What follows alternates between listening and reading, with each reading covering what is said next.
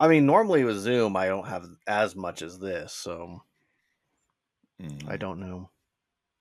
This thing is just special, I guess. When these dads meet world, watching Boy Meets World. We grew up on the show, now we have kids and host a podcast. We watch each episode and then share our thoughts and grades. When these dads meet world.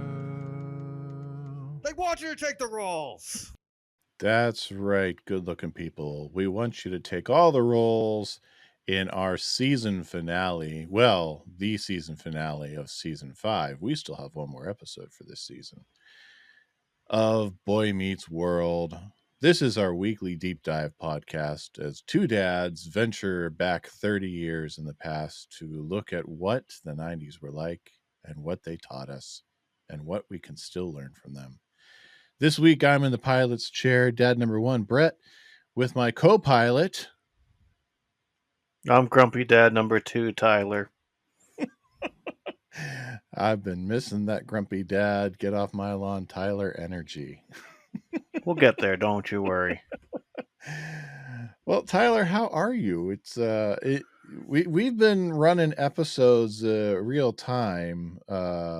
They've been posting, but peek behind the curtain, good looking people. We haven't recorded in a couple of weeks. We got ahead of ourselves. We've We been got in a ahead bit of of a fight and didn't want to talk to each other for 2 weeks. How have you been the last couple of weeks, Tyler? What's been going on? Well, I went on a little youth retreat that was lovely, and last weekend I had a break because you had a thing, so that was nice. But Brett, I am going to ask you, how are you? What's been going on with you? But I think I'd like to introduce a new segment for our getting back to and talking with each other, and that is called "Who's on My Lawn?" Brett, I'd like to tell you who's on my lawn today, All and right. who I'm yelling at. I'm yelling at the fact that when I put something places, if I don't, if I'm not the person that moves it, I can never find it. Like, I am the type of person who I like to put the things in the same spots every single time or close to it so that I always know, okay, in this general area, that's where a thing is. And the moment that it's not in that area, it's gone. We literally are getting started late because I couldn't find my bag that had my charging cord in there, and because I couldn't find the bag, couldn't find the cord, we couldn't get started. The laptop was dead. So I literally was just going through everything, checking in all the areas it should be, and then eventually my wife lovingly goes, "I did see it earlier, and I did touch it earlier," and I'm looking at her like, where? Oh. So yeah, I'm not mad at my wife, I'm not mad at my kids. I'm just mad at the fact that when you set stuff down places, they get moved, and that should be illegal, okay? It should just be illegal. I can get on board with that. So, and I try so hard, Brett. In our mud room, I have this is where the son's bags go. This is where lunch stuff goes. This is where the diaper bag, like, and that's where my bag goes. But it doesn't always happen. So it's frustrating because that's where the things should be, Brett, and they're not Mhm. there. So get off my lawn. Things that should be places that they're not.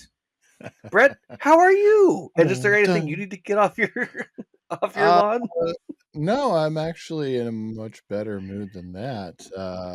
Last weekend we did not record because Kelly and I were away celebrating a belated trip. We celebrated our 20th anniversary back in January. Ooh. Yes, January 8th. And so last weekend we had planned ahead of time. We knew we weren't going to be able to do it on the anniversary. So last weekend was our trip away. We went over to Hocking Hills, which is an area of Ohio west of Columbus.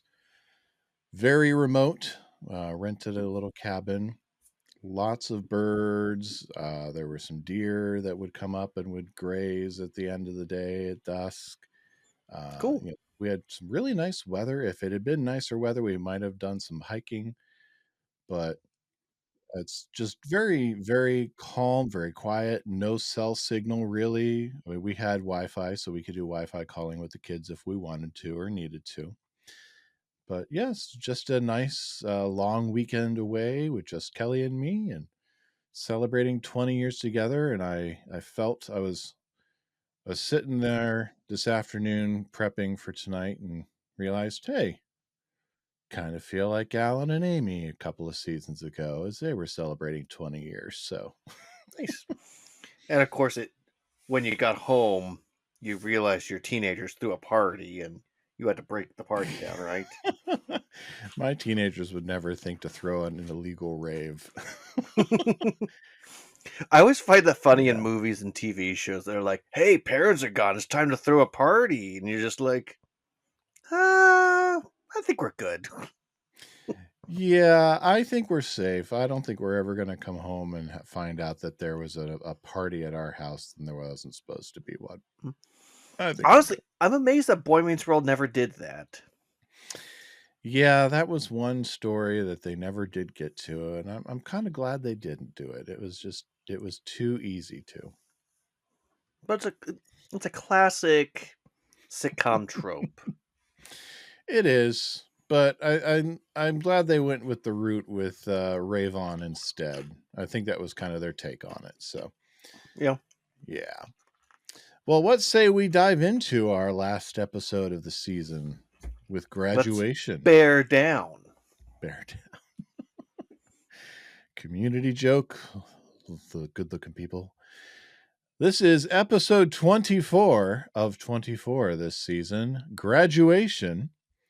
The group is getting ready to graduate, and Mr. Feeny assigns them one last assignment about what they're to write about what they're feeling the last few weeks of school before graduation.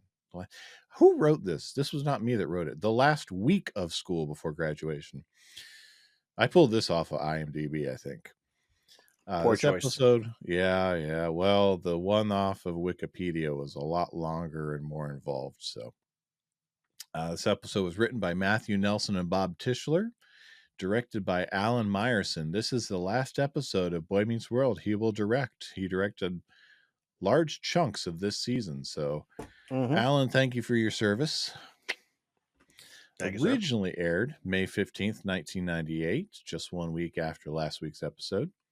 Currently enjoys an 8.6 IMDb rating. That's up 0.8 points higher than last week's episode, and is currently tied for second place in the season with If You Can't Be With the Ones You Love. Now, Tyler, our previous episode in the Nielsen's came in at 10.04. How do Mm-hmm. you think Boy Meets World Season 5 went out? Did we go up? Did we go down? Did we stay flat? I mean, it's the end of the season, Brett. I have to imagine they at least, they had to have at least gotten like to 12 mil. 12 mil? That's your number? Yep. They were very close, 11.83. Almost hit the 12 mil mark. I hate the 90s. Well, we are in season 5 where most shows once they get into season 5, they've hit their commitments they needed for syndication. They've hit their 100 episode mark. And usually, when you get into 5 seasons of a show back in the day, you'd see drop offs happen. Kids are aging out. They're hitting their own high school years, so they're moving on. TV shows today would still kill for 11.83 million. Mm-hmm. So let's look at the episode. We're going to start off. Cory cannot get anyone to sign his yearbook. No one wants to sign his yearbook for him. Mm-hmm. And everyone's just giving him the cold shoulder. Now, And Brett, I will say, as someone who went to public school and from 7th grade until graduation would do the classic, you pass the yearbook back and forth, have yeah, people sign it.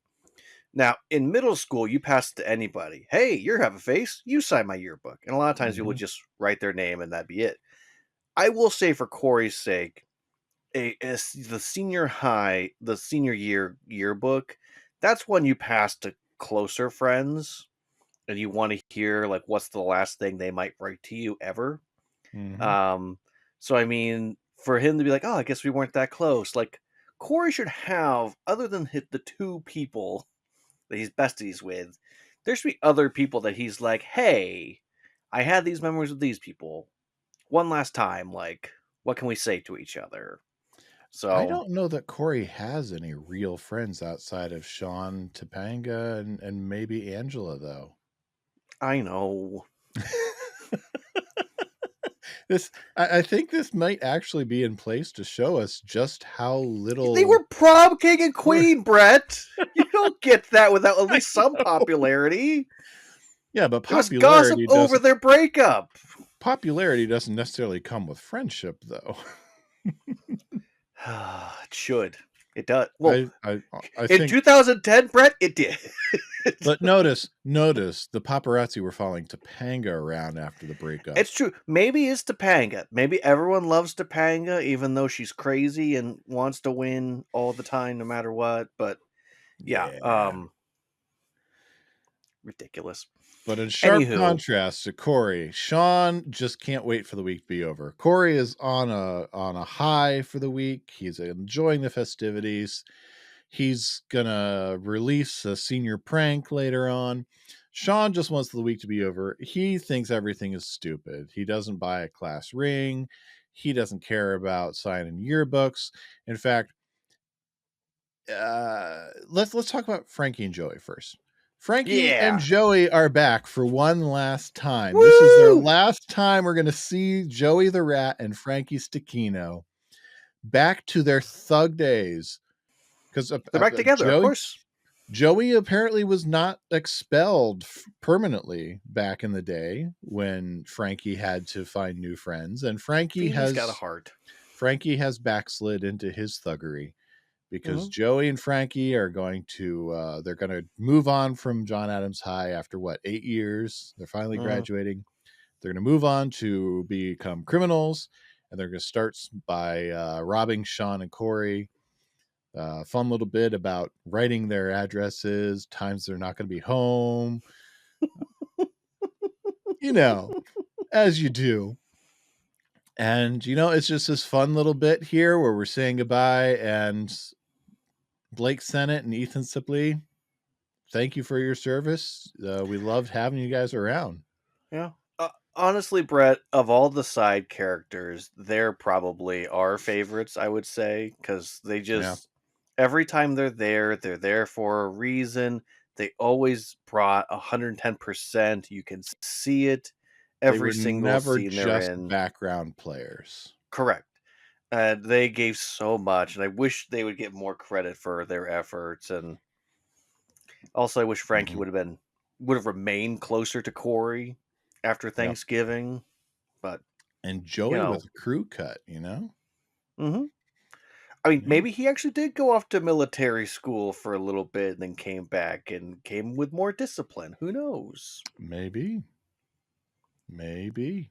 He I don't know. learned I ways like to believe around. that they graduated and started working at what do we say, Joey's dad's church, or started volunteering there, That's and they right. Yes. dedicated their life to making things better for people. Maybe. Because they are the Cory and the Shawn of the underworld. Yes. And Joey wants to be the Cory of the underworld. And Frankie is Makes me honored to Sean. be the Shawn of the underworld. But again, though, Brett, he is the ladies' man of the Harley crew, so I get it. He is. I get it. Yeah. That's it. So that's their bit, and we have another returning member from the past. Minkus did not disappear at the end of season 1 when they winked him out of existence when they used up their budget for the end of the season. Minkus is back. He's apparently just been on the other side of the school. Mhm. And in one little bit, we do get, of course, Mr. Turner is on the other side of the school too, because Yeah. Minkus is. Yeah, we're gonna get Minkus is gonna catch up with him. But yeah, over there, we don't go there. You go again, over there, you don't come back. I firmly believe Brett Minkus should have. They should have allowed Minkus to come back, for lack of better wording, actually like handsome and maybe a little more to who he is as a person, and not like nerd Yeah. Steve Urkel. Like, let him come back with a little style, a little flash, and maybe now be an artist. Like, he should have been the guy that Topanga went on a date with, and Mhm. I just don't understand why that wasn't the case. Yeah. So, Although apparently in real life, I guess his son is a mini Minkus. hmm, cool. Yeah. Yeah. Fun fact there. Again, I wish that Mr. Turner wasn't just a joke that they threw in there. Like, they could have had I would have Turner. loved to have seen them actually bring him in at least at the commencement. I mean, Hmm. I don't know which one it was, but on that stage, they actually featured the on-set teacher is dressed up in graduation garb on that stage as one of the teachers. I would have loved to have Hmm. seen them bring back Jonathan Turner at least on the stage, even in a Yeah. cameo role. But it is what it is. Hmm. So Minkus talks to him briefly. He goes Oh, off to catch up. now it's High Minkus. Yeah, now it's High Minkus. I mean, Apparently, Brett, let's throw this out there. Maybe Minkus has been there the whole time, and like so many other people, Cory and Shawn just ignored all of them. Thus, it's like, oh hey, like, Minkus, you know, in Scrubs, where you get to season 6 and they meet, what's her name? The urologist that comes along. let's say yes. Yeah. Anyway, and they find out she's actually been there since day one, and they insert her in digitally into all of these scenes. You know, Minkus has actually been here through all of this time, and we just insert him in the background to all these scenes. He's on the ski trip, and he's like watching. No, Cory and Lauren. Okay, but No. if this show had come out 10 years, 15 years later, that's the type of stuff they could have done, but Yes. not the '90s. No, but I kind of want to do that now. Me too. I want to find footage of Lee Norris just going like, "No, really?" and then insert him digitally into that kind of thing. I want to see if I can find that. I'm gonna have to go watch the Torkelsons or something and see if I can find footage of him doing that. I That don't would have be the time to do hilarious. it, but I don't have the time to The do it, but I world want needs to. it, Brett. The I world needs know. it. I know. Good looking people, help us out. Oh man. So yeah, Minkus runs off, and it's time for Shawn and Cory to sign each other's yearbooks. Cory's got it built up in his mind. It's going to take him a week to write everything. And Shawn says, "Hey," Hmm. and he means it. Now, I will say again, every year except for senior year, that's appropriate. Like literally, many times I do remember people that was their thing. They would just write "Hey" and then their name, and that'd be it. Mhm. Like, and that's okay. But when it's your senior year and you're close and you don't know if you're going to see them again, you say something deeper than that. Shawn really should have said to him, Cory, I don't need to sign your yearbook because I will always be in your life.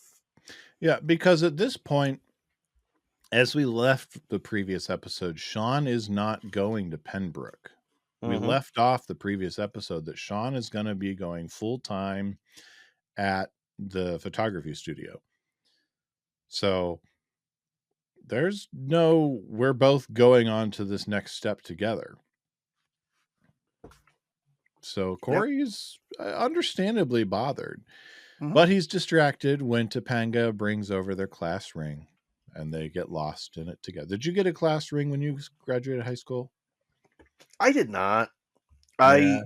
Because my parents both had class rings, and I asked them, should I get a class ring? And they both were like, no. And I said, okay. What do you do with it? You wear it for a week and then it goes in a drawer somewhere, you Well, know? so in my school, you order the class ring your junior year or at the very beginning of senior year, so that you get it before, like way before graduation. I can't remember exactly when Mhm. you do it, but think like you can order it junior year or like first 2 weeks of senior year. Mhm.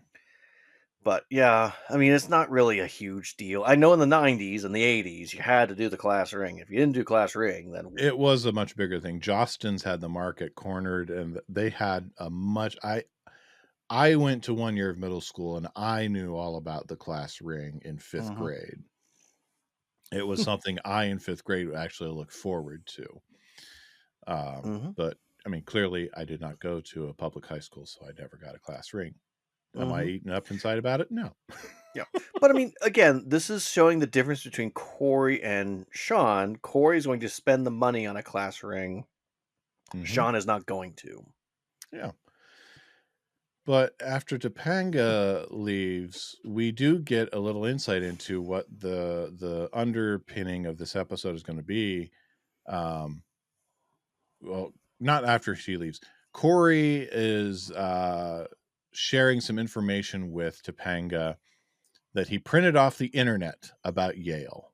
hmm And, Shawn knows that Cory is just pretending to be supportive about Topanga choosing Yale over Pembroke.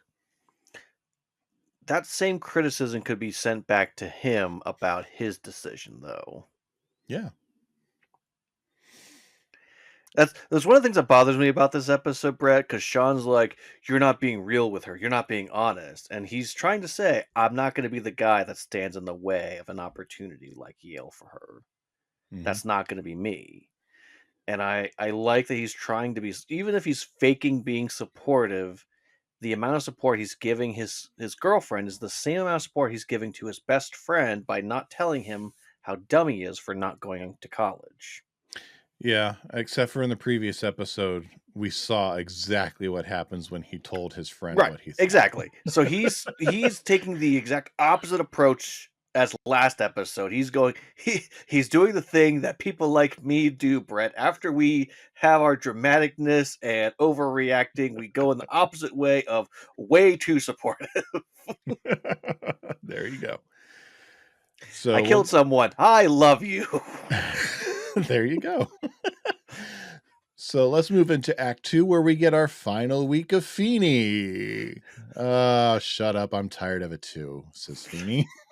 Yes. I love Sassy Feeny. Having Sassy Feeny this season has been so wonderful. Oh, it has been great. And he can be sassy with the senior class because they're old enough to take it. Mhm. They have one final assignment for no credit. We have no clue what class this is anymore. Doesn't matter. I'm gonna assume just for the sake of having something to hang my hat on that this is an English class. Write what's in your heart during these last weeks of school. You know what? No, I'm gonna assume this is an algebra class just because it's fun. This is Feeney's algebra class. Write what's in your heart this last week of school. But Topanga I don't wants an know. A. It's not for credit, but Topanga wants an A. Yeah, gives her To an A. get her, she needs one A to get her to 700. Oh, Brett, nails on a chalkboard for a second.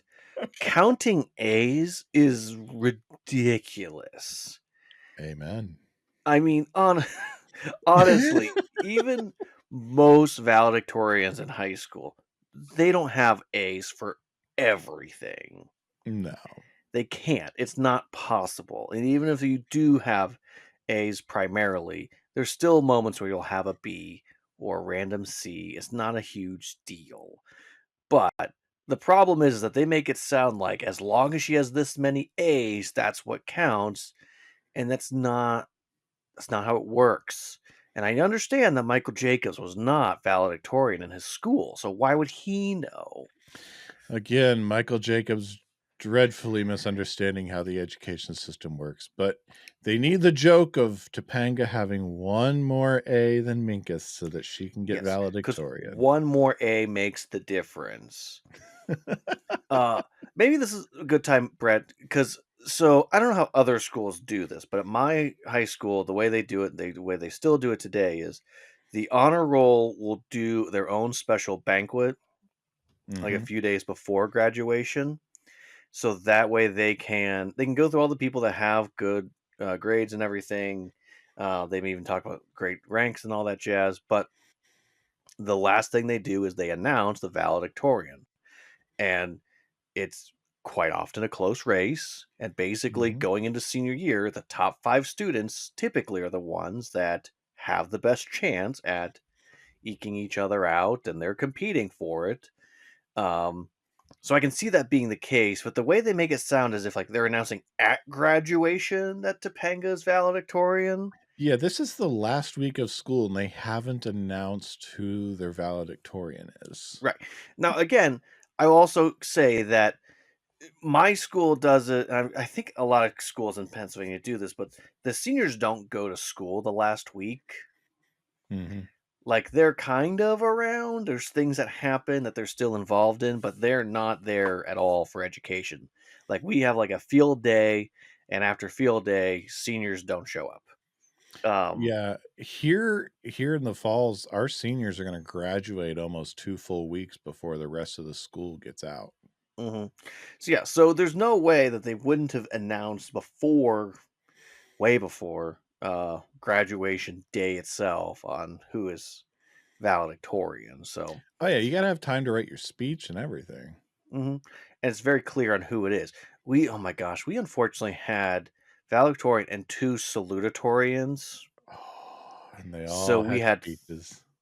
so not only did we have class president, valedictorian, salutatorian, other salutatorian, and it was just like, oh my gosh. And of course, Brett, there's someone that we know. If he would have just put an ounce more effort, we wouldn't have had to deal with that. But we didn't because he didn't want to.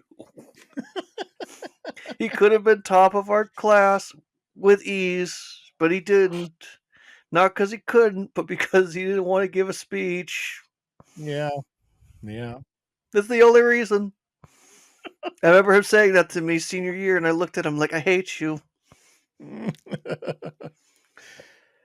Yeah. So, anywho, get off my lawn. Yeah, so Feeny caves, gives her the A without even having to do the assignment, and then decides to Because she tell scares him. he scares him, and then tells Cory.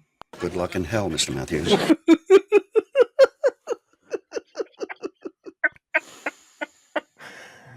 Oh, yeah. So let's stop in at Jack and Shawn's apartment because I Jack has love some this scene celebration. so Yeah. much.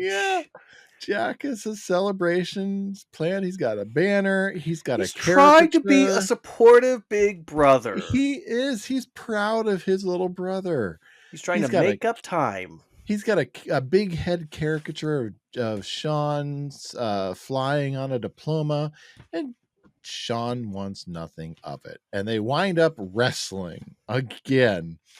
And after an entire season, they come to this realization that wrestling is how they communicate.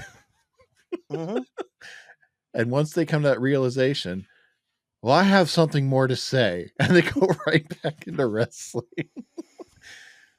And as they're wrestling, Eric comes out of his room dressed in full Navy SEAL style commando gear, which, he looks like he's getting ready to go underwater style SEAL commando Yes. gear. But Brett, we have to acknowledge Complete. what theme song is playing every Yes, we time we do. see him like this. We get his good looking guy theme song playing every time we see him in this gear. Complete, which might I add, it's all black, complete with a grappling hook. I love the grappling hook. He can't And walk through anywhere without it. no, and Jack is smiling. Matthew Lawrence is just fighting the breaking at this point. You have He to just wonder if they saw him beforehand. I wonder if Will fought any option for them to see him before he came out in this costume. Oh yeah.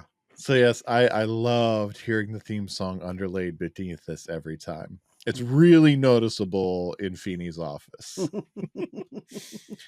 And then we get to Cory's prank. Chickens in the hallway, senior prank. But hold on, Brett. I think that's the last time we have all three roommates in a scene together in the apartment. It might be. We're gonna have to track that. Let's try and remember how to track that. Mm-hmm. Oh yeah, I like Cory's energy. He just has this manic energy where he thinks these chickens in the hallway is the most amazing, insane prank ever. These chickens It's in the hallway, craziness. it's crazy. Chickens in the hallway. Feeny calls him. What'd you do? You rent some chickens? Yes, and don't stomp on them because I'll lose my deposit. We have to go back through Brett and find out how many times he mentions the word deposit. I swear it's his catchphrase this season. Oh, it must be. He has a deposit down from the go watch the leaves change in Vermont. He's got a deposit down for reservations. I mean, my goodness. Cory likes to put deposits down on stuff. But I really like Mr. Feeney's interaction with Shawn when he talks to him about pointing out what page they're on. Mm-hmm. When talking to him about the paper, you know, Mr. Hunter, how's it coming with the paper? You know, just wanting to point out what page they're on. I don't know. I really like the interaction they have there. It's a very human interaction. It's not necessarily teacher to student. It's more of a almost a parental figure to a child. Mm-hmm. It's got that kind of energy to it. One of the things I like about the assignment and bringing it up, because he's not going to bring it up to anyone else, but I almost feel like after Shawn said, "Hey, I'm not going to go to college. I'm going to go work." Excuse me. Feeny decided he needed to give one more assignment to have Shawn truly reflect on what this place has meant to him, what education has meant. So that way, when he goes off to the real world, he might have something to remember what that meant to him. And because, as we know, the real world sucks. No one cares if you are waking up and not doing okay, and no one's going to check in on you and give you a pillow whenever you're not feeling okay or let you go to the nurse's office. It's, hey, do the job or get out. And it's a rough place to be. And for Feeny, I think it's just the one last moment for you to realize this was better, and you had an opportunity. Yeah, I like that. Yeah. But Brett, what psycho counts A's? What psycho counts A's? Oh, yeah. Cory realizes that his girlfriend counts A's. Because Minkus has just found out that Topanga has one more A than him and will therefore be the valedictorian. And it's revealed to us that Minkus will not get valedictorian. She's how does he phrase it? She's an evil little girl. Yeah, but I forget what Cory's response is now. But every time I kiss her, I don't care. Yes, that's it. Wonder how jealous Minkus is in that minute. Right? But the thing is, too, Brett, Minkus as salutatorian should also give a speech. Yeah, but he's not number one. And that was always his push. But he should be okay being number 2 to Topanga. You should. Based on what he was like in 6th grade, he never changed from... I almost wish we could have had a few seconds of Minkus giving his salutatorian speech and being like, I was beat by Topanga. I'm always beat by Topanga. Topanga, I love you. I've always loved you. And have people drag him off the stage. That would have been a great 15 seconds. That would have been fantastic. But we can't have nice things, Brett. But we spend a little more time with Cory realizing that Topanga's going to go to Yale. And Shawn being there for him as he realizes this. And it's a complete turnaround from what the rest of the week's been. And Shawn lets him know, hey, yeah, I told you this week's going to suck. Cory's realizing, Cory's left alone with his chickens. Yeah, alone with his chickens. Not the last time this episode we'll see someone in that hallway alone. Mm-hmm. And we'll move into the third act. And I have 3 clips, and they'll be in this third act. I figured. Oh, yeah. The first one is going to be with Topanga and Mr. Feeny. Because Topanga she's writing her speech. She's in the library. Somehow in the library, she notices Mr. Feeny's lights on. I think she's probably in the hallway. She noticed his light was on. But she goes into Mr. Feeny because she's struggling with this decision over Yale. And so I clipped a chunk of their time together, and I wanted to share this. Miss Lawrence, what did you actually come here to ask me? I don't know what to do. Should I go to Yale? If you're asking me if Yale is one of the finest academic institutions in the country, I would have to say, duh. That's not why I'm asking. Well, if you're asking me whether or not you would be successful there, Yale wouldn't have accepted you if they didn't think you could live up to the challenge. That's not why I'm asking. I tell you what, I retire right now. What do you want? If I knew what I wanted, I wouldn't have come to you. Well, then listen very carefully. Unless you have a very good reason for not going to Yale, you should go. Thanks, Mr. Feeny. You're welcome. If you need any more counseling, my door is always open to my students. And that's exactly what Topanga needs to hear. She's been struggling and struggling and struggling. She thought she made her decision, but she's still struggling. Mm-hmm. And the one person she's looked up to more than anyone else gives her that last puzzle piece. Unless you have a very good reason not to go, you need to go. Mm-hmm. This is our last scene with Feeny in his office. Mm-hmm. And I love that it's with Topanga. Yes. And the last piece of advice he's giving is the right decision is right in front of you. Unless there is something more important than the right decision. Yep. I mean, unfortunately to the Ivy Leagues, they're not, the actual school work is not that different compared to, say, a Pembroke, a not real school, but, say like to a Penn State, a Pitt, even a liberal arts school like we went to.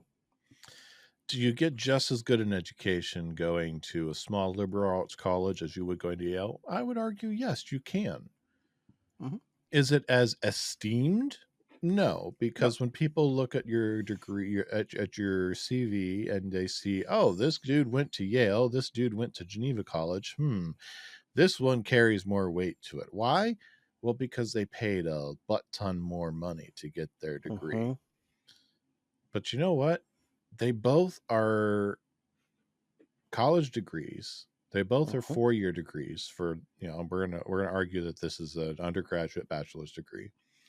They're both 4-year degrees. They both graduated. We'll say they both graduated with the same grades. They're both well-rounded educations, and they both came out with the same basic perspective on how to take that education into the world. Mm-hmm.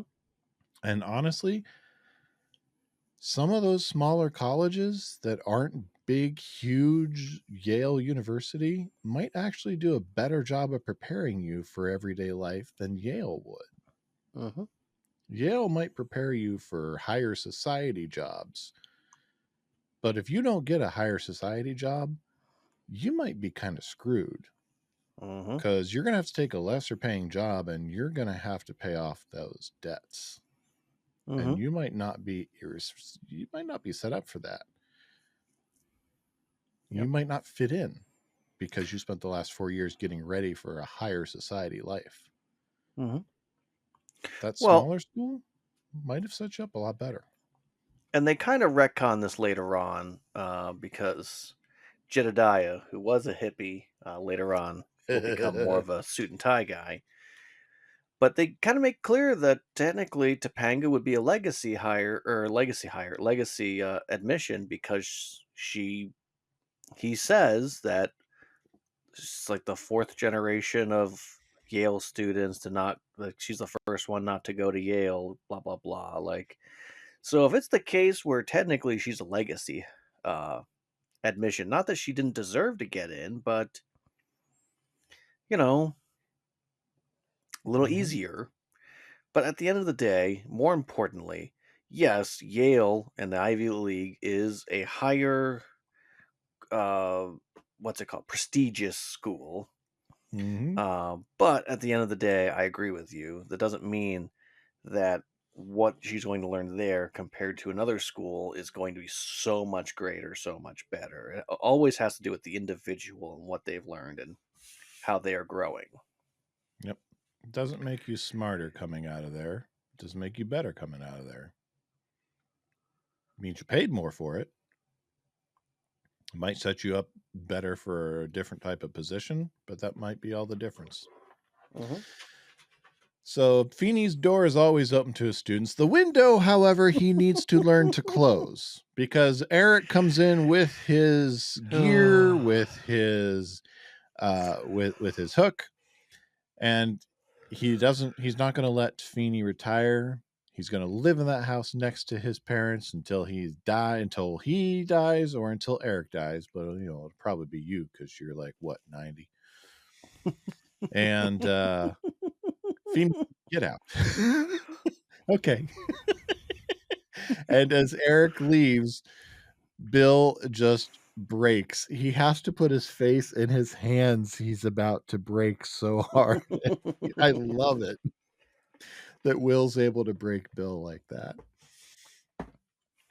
Yeah. Yes, we are hitting the truly zaniness of Eric now, but We are hitting Eric as cartoon character. I didn't hear a word you said. I said we're hitting Eric as cartoon character. Yes, very much so. Yeah. And so we get to the next day, and Mr. Feeny doesn't quite time his goodbye message right because the bell rings interrupting him. And the three stay behind, or the four? I forget. Is Angela? Yeah, 3. Yeah, 3. No Angela. No Angela. Real world, she is pregnant and about to pop, so that's probably the biggest reason she's not in as many of the shots here in this episode. Right. But they want to stick around and hear what Mr. Feeny had to say.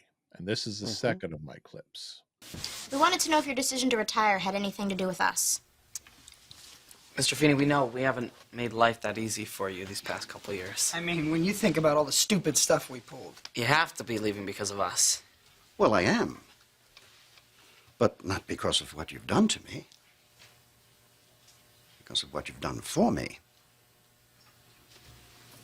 We haven't done anything for you. You three have given me more gratification in the past 4 years than I ever dreamed possible. You must know that. But you always complained about how difficult we are. Well, you are. But sometimes the things you complain most about are the things that you care most about. Unfortunately, we don't always know that until it's too late. By the way, how is that paper coming? It's a great moment there where he's able to tell these students that it's not because of what you've done to me, it's what you've done for me. And that's why I'm able to go. Mr. Feeny's job is done. He's fulfilled. He feels as if he has no more that he needs to do. You know, I've met many teachers who have that kind of perspective where when it's time for them to get out of teaching, it's because they feel like they'll be done. They'll have nothing left to give. And Mr. Feeny's just kind of embodying this. And most times when I get to this part of the episode, it chokes me up because he's being very raw, being very real with them, more so than Mr. Feeny ever is. This retiring Mr. Feeny stepping down, He's letting his guard down with his students more so than he ever would before. And so it's a very real moment for him and for all three of these students here. I mean, I will say, I mean, this show has a tendency, especially this season, to only talk to Cory, Shawn, and Topanga, sometimes Angela as well. But if you have any respect for Feeny whatsoever, you stay until he's done. Yes. That's just the way it goes. Like, I never, at no point in any of my classes did anyone ever go, I don't want to hear this teacher that we all love from. Like, you wait till they're done talking to you, essentially. Oh yeah. And I had, granted, I wasn't in a public high school, but in college, if a teacher kept going, if a professor kept going, I listened. There were a couple of classes where if it was done, I left. If it was time to go, there were a couple of professors where I was only in the class to take the class. And it wasn't necessarily a sign of disrespect for the instructor as a person. And maybe it was. But there were instructors who I would stay there all day if they had something to say. I respected them that much. And so we'll get to Shawn sitting alone in the hall. Told you it wasn't going to be the last time someone sat in the hallway. As we're getting some voiceovers from the redress Pembroke Theater set, as the graduating class is ready to go. And Topanga is about to give her valedictorian speech, but she's decided to hand it over to Shawn. And that will be my third clip, is Shawn's speech. High school is over. And just when I'm finally free, I find myself sneaking back into this place and sitting in the hall, thinking about my friends and all the time we spent here. And you, Mr. Feeny. I started thinking about you and how you've always told us what to do without ever telling us what to do. You taught us about life. I was thinking about how much this place has been my home and how many times I screwed up while I was here and how I could have done better. I could have done better. That's what I wrote. That's how I feel. I'm sorry. I could have done better. Congratulations to those of you who did.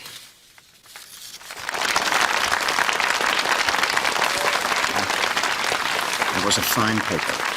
No one would have done better. If you notice that clip jumping, it's not your video player. It's because it's the first time in 5 seasons I've ever done any editing on the clip because it ran too long and I wanted to get it all in there. Fair. Brett, can we talk quickly though about a high school graduation and that, like, outside of if someone truly took over the stage and says, I'm not doing what I prepared, I'm doing this instead, and you can cut the mic whenever you feel like it, but this is what I'm going to say. No school just lets someone up there without knowing what they're going to say. Oh no, you have to have your speech approved prior by the administration. They have to know exactly what you're going to say. Yeah, and even those that, like, someone will be like, yep, I'm not doing the speech I gave, they got approval from someone to give that speech. It's not them going rogue. Like, it's like in wrestling when someone goes, I don't care if they shut this mic off, I got something to say. Like, yeah, they told you could say that. Yeah. You're not really that kind of a rebel there. Yeah. You're scripted to be the rebel there. They're letting you be the rebel. Yeah. But yeah, I do love the content of Shawn's paper though. I do too. It's just he's very honest. He's very raw. I could have done better. That's great. He's not saying he did horrible. He's not saying that he didn't earn what he got. He's just saying he could have done better. He realizes that there were places and times and mistakes that he made, and that those times and places he could have put more effort in. And he's realizing now, as he looks back, that he probably wishes he would have, and he would have listened more and taken better care of the advice he was given. Yeah. Brett, can we get to the real important issue of this episode, though? You mean when Eric decides to take over and really become the rebel that we were just saying would never happen? Those schoolgirl days.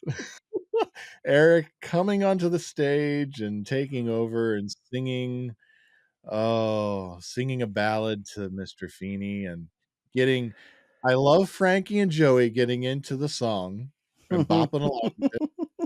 I love the teacher when Mr. Feeny sits down and Eric lays across his lap. I love the other teacher's face just going, what? I love the fact that Eric is such an embarrassment that his parents and Morgan get up and leave. Just leave. Yep, that's okay if they don't see Cory graduate. Hi, Mommy, Daddy. It's totally a TV moment. There's no way else around it. This would not happen in real life. It would not happen. And he's still up there when diplomas are being handed out. He is standing between Mr. Feeny and all the students that are coming up to get diplomas. Mr. Feeny took such pity on him that he let him stay up there. Back off, old man. It's hilarious to watch. Yeah, I mean, maybe, Brett, this is where he has his mental breakdown and truly becomes the individual we see in the next couple of seasons. Like, It his very brain well could be. can't handle the fact that Feeny is no longer teaching at John Adams High. Yeah, the fact that Mr. Feeney's leaving, his brain just can't come back from. And even when he comes back, the damage is already done. Like, it's like he left him at the school and he thought he'll always be there because that's where he's always been. And Eric likes to keep people where he left them. And if they're moved, then he can't function right. Yeah, that would make sense. And so we get to see all of our characters get their diploma, and even, they're giving each other hugs as they come back. And even Minkus gets a hug. And then we get to the linchpin of the episode. Let me guess, Minkus. It's always Minkus. Oh, yes. And I do have to take a step back because it wasn't in the clip. Topanga was going to tell Cory about what Mr. Feeny said, the advice he gave her, that if she didn't have a good reason to go, if she had... And Cory stopped her and said, Shawn speaking in public, this will never happen again. That wasn't in the clip for time. But as everyone's standing up, Topanga tells Cory, unless she has a very good reason not to go, that she's supposed to go to Yale. Well, she has a very good reason. Cory, will you marry me? And that's where we end the season, because there's no tag, it's just music. And that's where we will end the season for 3 months in 1998. Yep. Which is a lifetime. That was 3 months waiting to find out what would happen. Would Cory say yes? How in the world does a girl propose to a guy? I mean, come on. Gender norms getting squashed, waiting for 3 months to hear. Now, in the mid to late 90s, the marriage proposal as a season finale was kind of a trope, but this was big for a teenage drama, a teenage sitcom dramedy. And that is our episode. But Brett, more importantly, I have a question for you. Yes. Who is Cynthia Little? Cynthia Little. And who's Jackie Miller? Cynthia Little and Jackie Miller? And while I'm asking, tell me, Brett, who is this Myra Zinkerman? Who are these random character names we're just getting right now? You mean the other people that are getting diplomas coming across the stage? Yeah. It's just funny because Phyllis Nakamura. There are people, if you notice, there are people whose letters fall in between our characters' names because they have to have other people in there so that they give the appearance of other students in the student body. It's diabolical. Mm-hmm. It's like putting a camera angle in to make it look like the room is full of more students than it is. Mm-hmm. This Now, is Brett, actually probably the most students of John Adams High we see in one place at one it's time. very true. Now, Brett, should we talk more and specifically about their proposal, or should we save some of that juice for next time? Well, why don't we save some of that juice for next time? Because that's kind of the focus of the next 2 episodes. So It let's is. save some of that juice. I agree. Yeah. So Tyler, I believe you probably have some deep dives for us. I do. But, Brett, could you start our deep dives off when we get there with a clip?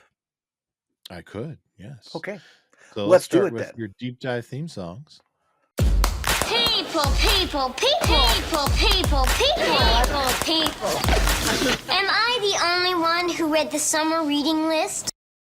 Breaking news, king scores, and more sent right to your cell phone. Sign up for News 10 text messaging on news10.net. Got a little marriage proposal going on at mid-court right now, Jerry. I really can't imagine doing that. You know, that's under pressure, isn't it? Well, whatever you did worked because you're still married. How many years? 40 years. 40 years. So I think people ought to be asking you how to do it. Well, I tell you, if I'd have did it that way, I wouldn't have got. She'd have probably need me while I'm down there. But you know what? I'm just waiting once for the gal to say no. Okay. And, yeah. You know that would be. But she has to say yes there. She may say no as soon as they walk off the court. I think she's saying I can't do it right now. Said I really do like you a lot, but let's just be friends. Wow, look at this. Wow. Well, how do you like that? Well, I was just joking when I said that. You know that, right? Yeah, well, boy, that young man probably get over it in 10, 12 years or so.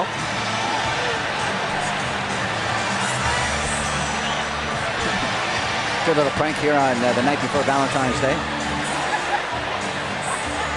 Yeah, Tracy, enjoy that one. You know, I've been doing this for 20 years. You've been doing this for 20 plus years. I haven't seen that one yet. Have you? No, I haven't. No. All right. Yeah, I was looking up some proposals that didn't go well, and so I just saw that one and thought, hey, I remember when Tracy McGrady was on the Houston Rockets. That's why I like the Houston Rockets.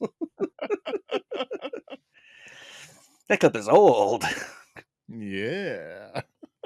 Yes, but so let's go over, Brett, some do's and don'ts for proposals. There was a survey done by a radio station a couple years ago, so some pretty decent places to propose would be like during a holiday, so like during the holiday, like Christmas, Valentine's Day, New Year's Eve, all that fun jazz. Mm-hmm. On vacation, typically going to a tropical place or a romantic place, so not a bad place to propose there. During a concert, if you got a specific place or specific artist, or there is a lot of proposals going down during Taylor Swift's last tour. I know that for sure. Oh, I think I saw some clips of that. The amount of times would be like, hey, I'm going to hand you my phone, or this is my number. Could you film and send it to me? I'm going to propose, yada, yada. I know. And I then saw a another couple place, of proposals. yeah, another place apparently that's pretty popular is at a wedding. I hate those.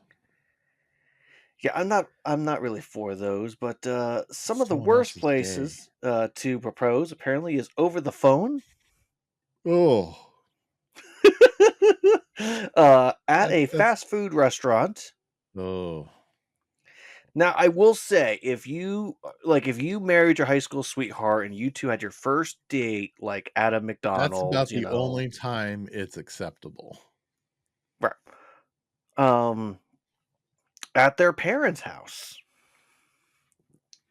Mm, yeah, not great. Again, yeah, not great unless it's, like, holiday Unless or it's just something holidays, or special. maybe you have a great relationship with their parents and you guys are always Mhm. over there type of thing. Right. Maybe. If it's one of those deals where it could turn into it's an automatic, what's it called? Propose or, engagement party. Like, the Mhm. plan is propose, engagement party, yada, yada. And then, as we just saw, sporting events. Not a good time to propose. Oh, The no. amount of people that try to propose during, like, the kiss cam is not good. Not a good choice. Yeah. Um, there's plenty more worse places to propose to. Brett, as someone who has proposed at least once to a woman, what would be your advice for someone that's going and thinking of proposing? Um, don't try too hard to make it incredibly special. Just do something that is natural for the two of you. Hmm. Yeah, I agree with that.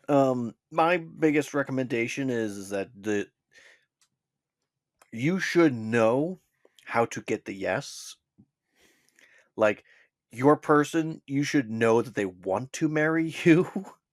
If you've not had that conversation, Yeah. you should not uh, be proposing. Yeah, if you And don't know a yes is coming, you probably shouldn't be asking. right, right. And also, you should know in what way they would like to be proposed to. Oh, yeah. Because if you don't know you're going to get a yes, and if you don't know how they want you to propose to them, then you should not be proposing. Those are my two things. Indeed. So, Brett, I guess let's talk real quick about high school pranks, especially senior pranks. They really got amped up in the early 2000s with a little show called High School Stories, Scandals, Pranks, and Controversies, which was on MTV and kind of went through just different stories that people would submit and would give interviews for, pranks they did at their school and how they did it and what happened and all that fun jazz. And a lot of them were classic pranks on, putting forks in places they're not supposed to be. One of my favorites actually was some teenagers brought a trampoline to their school and like worked out how to perfectly assemble it within like 3 minutes, but also super glued all the pieces together. So people were bouncing on the trampoline. Administrators tried to disassemble it, yada yada, and it's one of those where they didn't get caught, so they got away with it. Nice. What's always fun Nice. is the times they're like, "Yeah, it was a great plank. We're so happy about it," but then we got in trouble, and then we couldn't walk at graduation, or we went to jail. Oh, that one's not good. Yeah, one of them was they stole chickens and like a goat or whatever, and because they stole them from a farm and didn't Mhm. get a deposit, they went to jail, or at least some probation time and everything, because some of them were 18, 19, so they got in real trouble. Mhm. um Brett, I was looking for something specific to indicate the difference between what happens after you graduate in the 90s to today, and I couldn't get anything specific, but just a general sense of it is harder to graduate today and then find a career and a true job to stay in, because even in the 90s you could get into a career, get into a field, or get to a factory or wherever, and that's where you worked until you retired. And unfortunately that's not really the case anymore. A little bit, some of it, but not as much. Mhm. And I do know in the 90s too, like a lot of times factories would lay people off as a way to cut cost at the end of the year. Mhm. So not all of it was always peachy keen. But the important thing that I want to point to, Brett, is graduation rates. I couldn't find for the Philadelphia area, but I have the general United States from 1990 to 2014. So roughly start a Boy Meets World to start a Girl Meets World. Okay. So do you want to take a crack, Brett, around 1998, what the rate of graduation was? I'm going to say 87%. 87%. That's a good guess.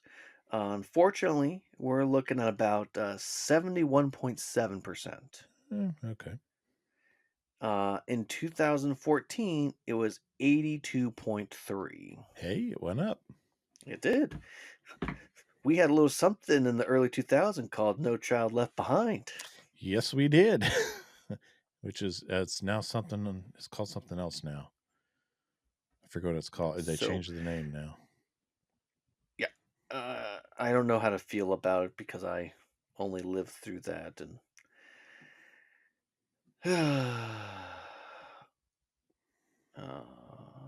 let's see. I was just seeing real quick on this past year. It would help if I spelled rate correctly.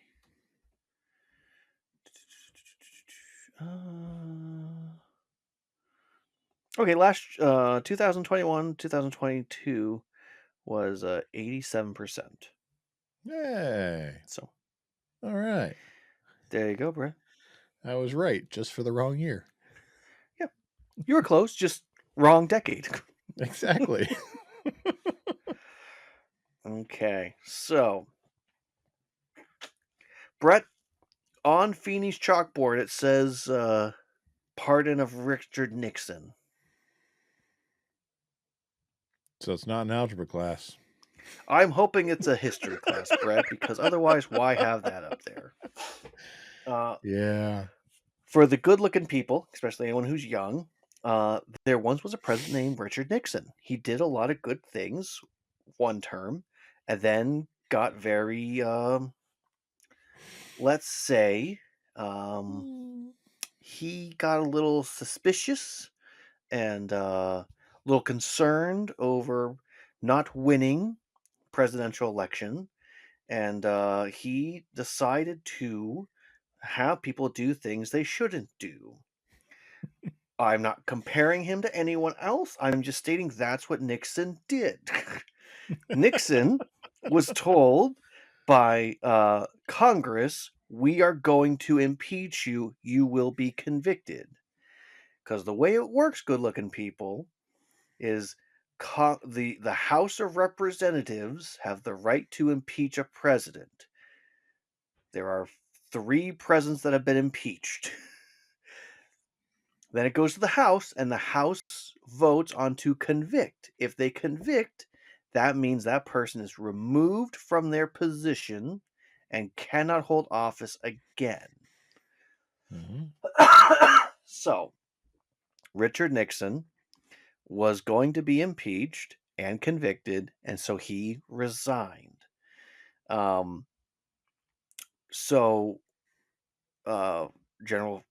Ford.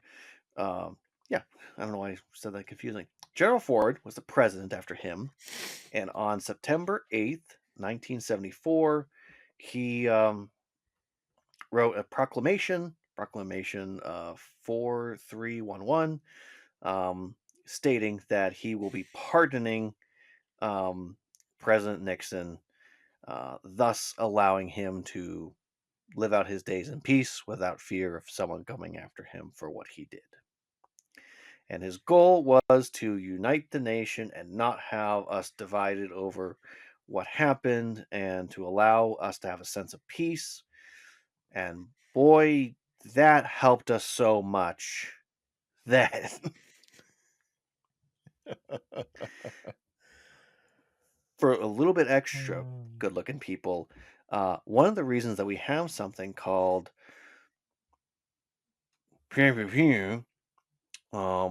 let's say a entertainment channel that says that they are news when they're not news, they're entertainment. The reason that we have stuff like that is because someone said it's a shame what happened to Nixon. That should never happen ever again. So, what is truth, Brett? Whatever we want it to be. And that's all I'm saying about that, Brett. I will not say any more. The song that Eric is singing is To Sir with Love. And it's from a 1967 British drama that deals with social, racial issues with secondary school in Eastern London.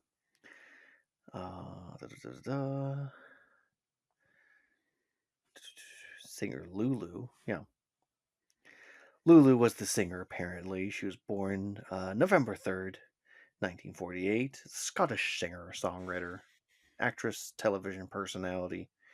Her career expands, 6 decades. Interesting. Yeah.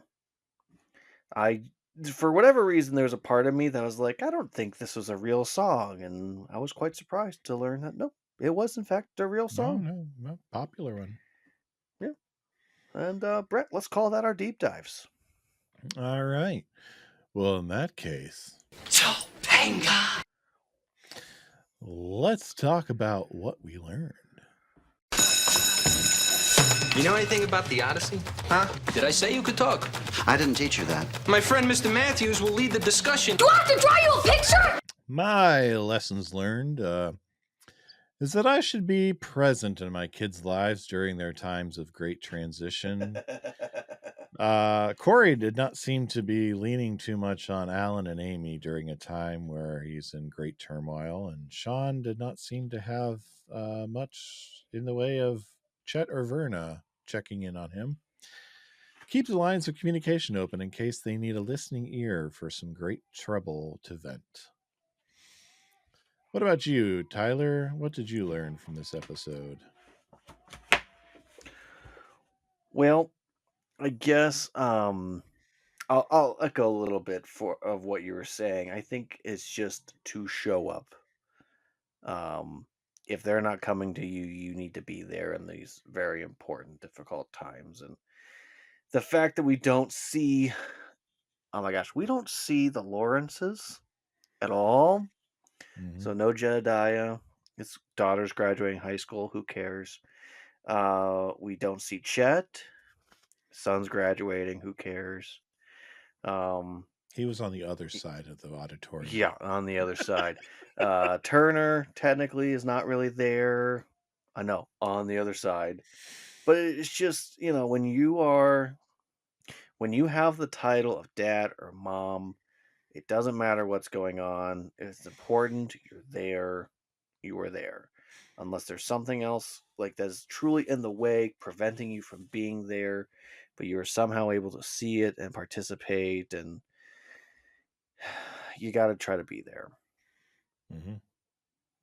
Right on.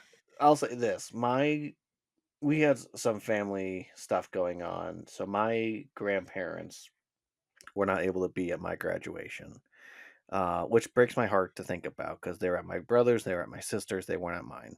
I understand why they weren't at mine. There was stuff going on, but I will always remember that they weren't there. I know they wanted to be there. It broke their heart they couldn't be there, but it's one of those things that you remember things like graduation.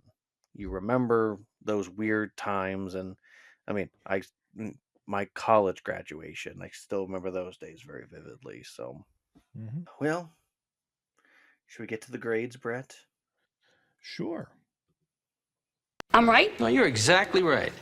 So am I done with my education? Can I go? So, Tyler, how would you grade graduation?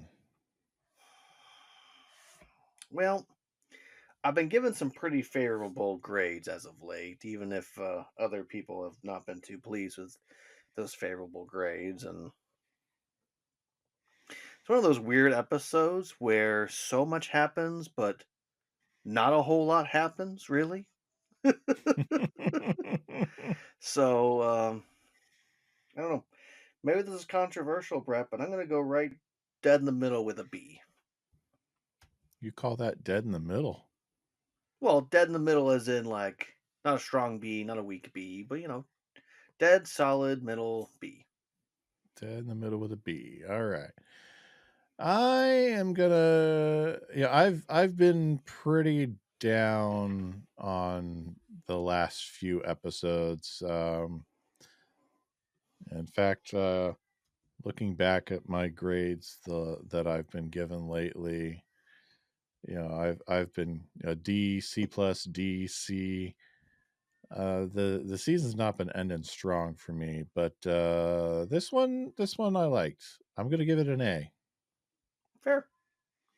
Yeah, I mean it hits a lot of the notes that I needed to hit for an episode. Well, And I mean, we get cartoon Eric. we do. I mean, he brings the levity we need, and Mr. Feeny letting the walls down with the kids. I mean, it's the right amount of all those little elements that make a good Boy Meets World episode combining. Yep. I'd get an A+ if we got Alan and Amy being able to have one scene with Cory. Yeah, I agree with that. That's this season is not balanced well of actually giving Alan and Amy a chance to parent their child still. It hasn't. Like Especially I love, in this their senior year. right. Well, I mean, stormy weather and some other episodes with Eric of Alan and Amy trying to help him realize you need to get ready for your future. Your future's coming. It's happening now. But with Cory, it's like either they just had all those conversations off mic or they just didn't think it was necessary, which is ridiculous. Like, we needed an episode where Cory thinks he's big and tall now since he's about to graduate, and I don't know, Alan putting him in his place saying, you don't know as much as you think you do. Yeah, we needed another Wheels, Yeah, we did. We need at least one episode a season where he really puts Cory in his place. Like, we had the episode where Cory. We have at least one more coming up. We have at least two more coming up in different life areas for him, but Right. But still, we needed one this season. We didn't get it. We did. I was like, we had the episode where Cory and Eric call out Alan, but no, where Alan is calling out Cory. Yeah.